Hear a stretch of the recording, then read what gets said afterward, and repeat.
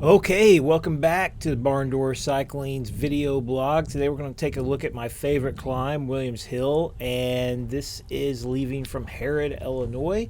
Harrod is just a great place to park and ride if you want to start kind of right in the middle of some of the best riding in southern Illinois. And this climb is special because it's the second highest point in all of Illinois, but it's actually the highest point that you could, ride a bike to.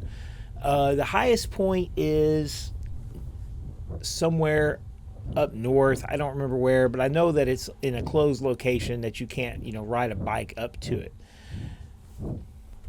So looking at the stats for this climb, it's not, a towering monster climb by standards of anything except for Southern Illinois in general.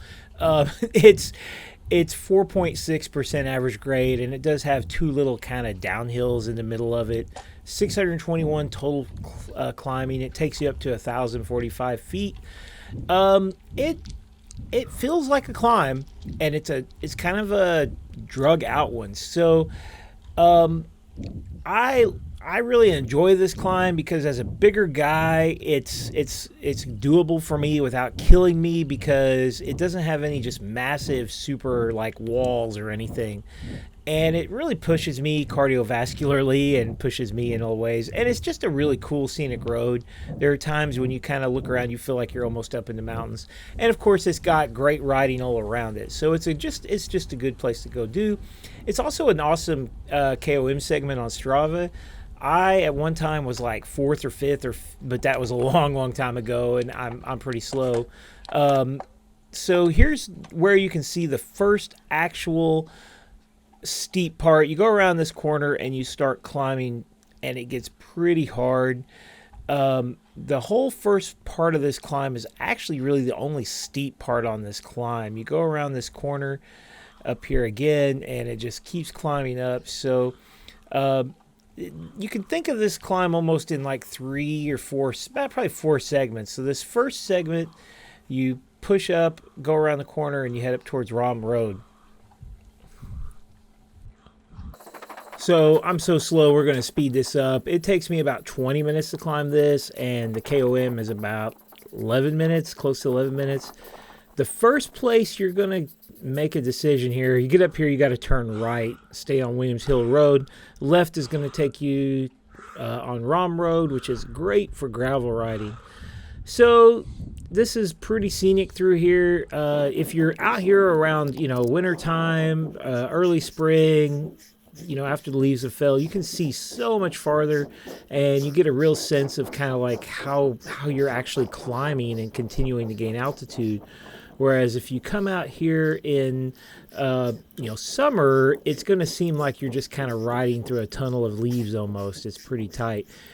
Nice thing too, most of these roads out here, they do provide you some wind protection. There's a lot of thick forest on both sides, so good place to go if it's windy.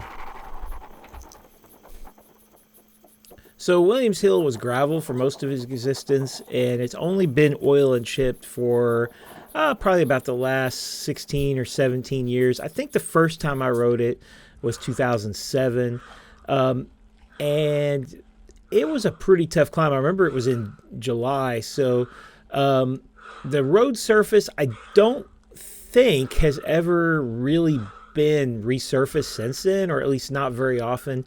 But they tend to come out and fix rough areas, and it can have some pretty rough spots in it. So watch out for that. There's a good chance that there's going to be, especially after like a storm or wind or something, there's a good chance there might be some big sticks out in the road and stuff like that.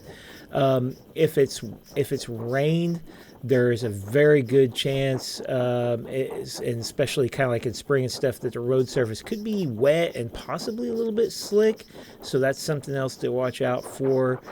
I think this is this is the first downhill section, and it's not too particularly rough. And there's a second downhill section that's actually a little bit longer, and usually I can, build up some speed there. So one of my favorite parts of doing this climb is that the way it's laid out, it's really like a steep section followed by like maybe a quarter mile, half mile of much less steep or possibly even downhill. So if you're feeling good and you want to go for a good time, you just give it everything on those steep sections, and you just try to hold on. Here's another one of the nice downhills right in the middle of the hill to kind of recover. So that's pretty nice. You get a good little break in the middle, and then once you get past that, it's really not too far to the top. And this top section here is a lot less steep, nowhere near as difficult. They had been burning off undergrowth along the edges of the road, so that was kind of interesting when I was here today. A lot of smoke smell and burning and stuff, but it's just like there's a lot of places where you can coast. There's a lot of places where you can stand and hammer and try to keep your speed up. So getting a good time on this hill kind of is not necessarily just about being a pure climber. You have to be able to keep your power up. You can even be kind of a power rider and maybe a little bit heavier and still have a pretty good time up this hill because of the downhills and stuff. And of course, the big payoff when you get to the top, you're going to get downhills. And either way you go, you've got good downhills if you want to turn around and go back. But I prefer to continue on and get this downhill to continue on down Williams Hill Road towards Blackman Hill Road.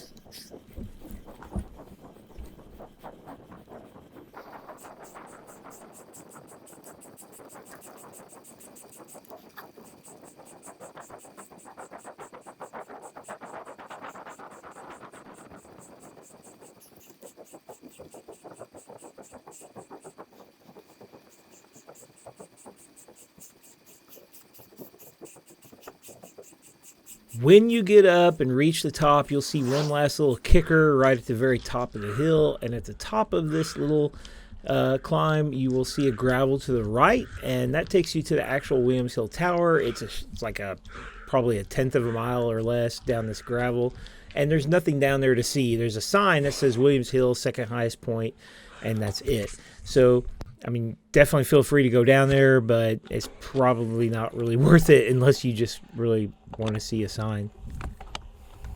Okay, so descents on Williams Hill. If you are not a good descender, you definitely want to take it easy.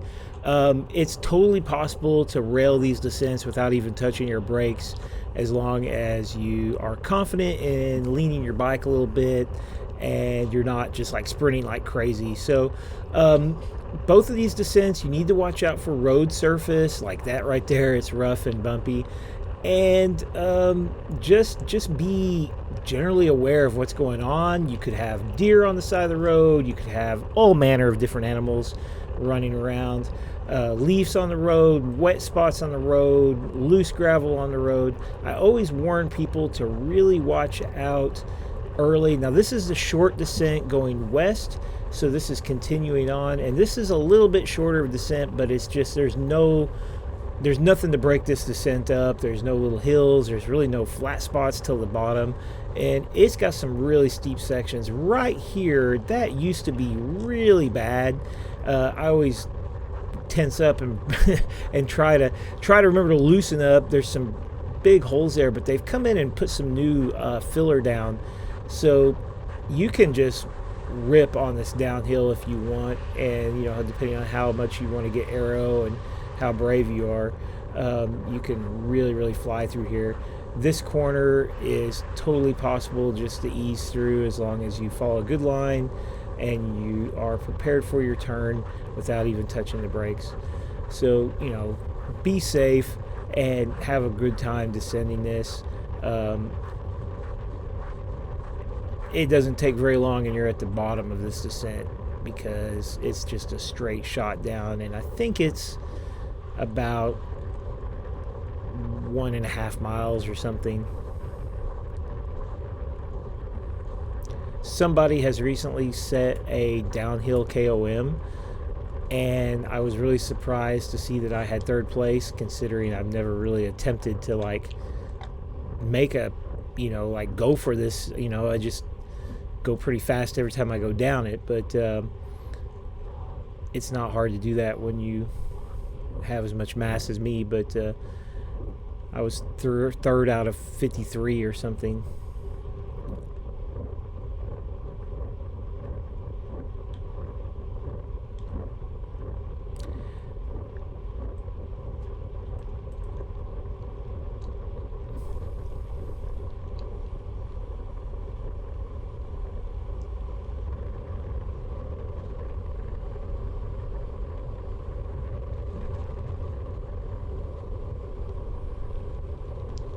You'll know you're reaching the bottom. You'll see some cattle here on the right. There's a cattle farm down here, and it opens up in this nice wide open field. The road makes a big sweeping bend to the right, and then you start the next Williams Hill climb, which is a much shorter one. A much almost this next climb coming up here is almost fun. I really enjoy this climb because it's short and it's a straight line, and you can just kind of rail up it. Usually I'm feeling pretty good after that descent, and I'll come flying up this next hill. So here's a clip from the east descent going back to Harrod. This is the long descent, and this one is quite a bit slower really, because there are several places where you're probably going to need to be a little more careful and brake on the turns, and there's more turns in general, and also there's 2 or 3 actual little climbs, and one of them is steep enough that you'll lose your momentum unless you just really go all out and jam it. So it's a really fun descent though, because for 2.5 miles you're gonna fly. And just a couple things to watch out for. Of course, the road surface has some bad places in it. There's some holes, and like right here, you really need to watch out for cars, because they'll be coming, and you won't be able to hear them because of the wind sound, more than likely. Some of these corners, you can rail them as long as you take the whole lane, and you don't really want to do that. But the nice thing too is in this time of year, you can see so far down the road. You can usually see pretty far around corners to see if somebody's coming or not. But I feel really safe on this downhill. I mean, I think it's not dangerous or anything to really let it rip. The sides of the road are going to be loose. There's going to be some loose gravel, so watch out for that. And other than that, it's just ride.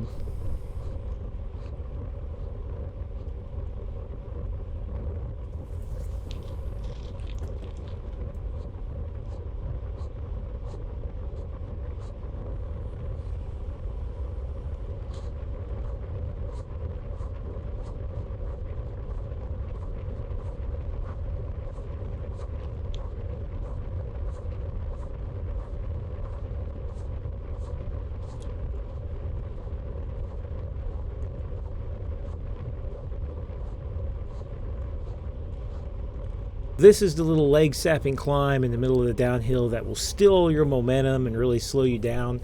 You can rail it and go all out, and you might be able to get through this section without losing too much speed. But today I came almost to a halt here. It seems like I had some headwind actually, but also I just wasn't going that hard.